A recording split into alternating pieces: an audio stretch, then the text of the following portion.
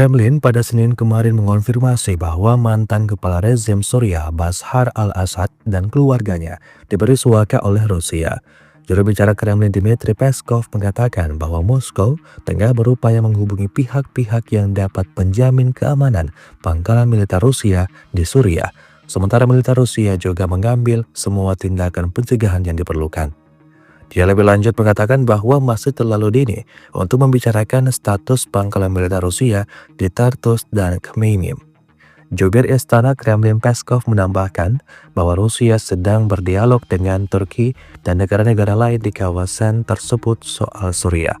Sebelumnya, kantor berita pemerintah Rusia, TASS, mengutip sumber Kremlin, melaporkan bahwa Assad dan keluarganya tiba di Moskow dan diberikan suaka berdasarkan pertimbangan kemanusiaan.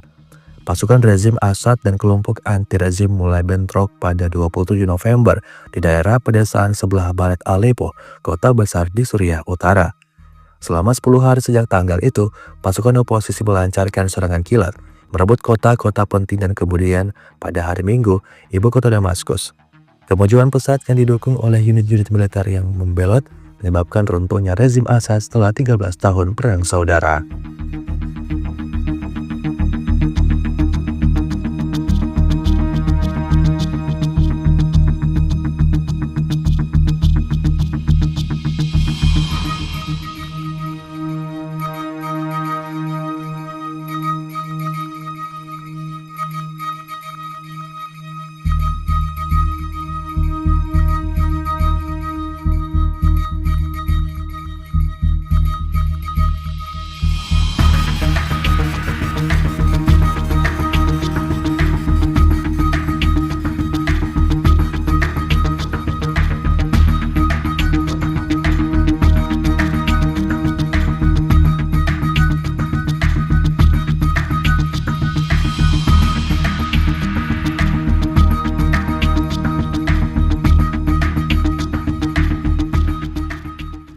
Download Tribun X sekarang, menghadirkan lokal menjadi Indonesia.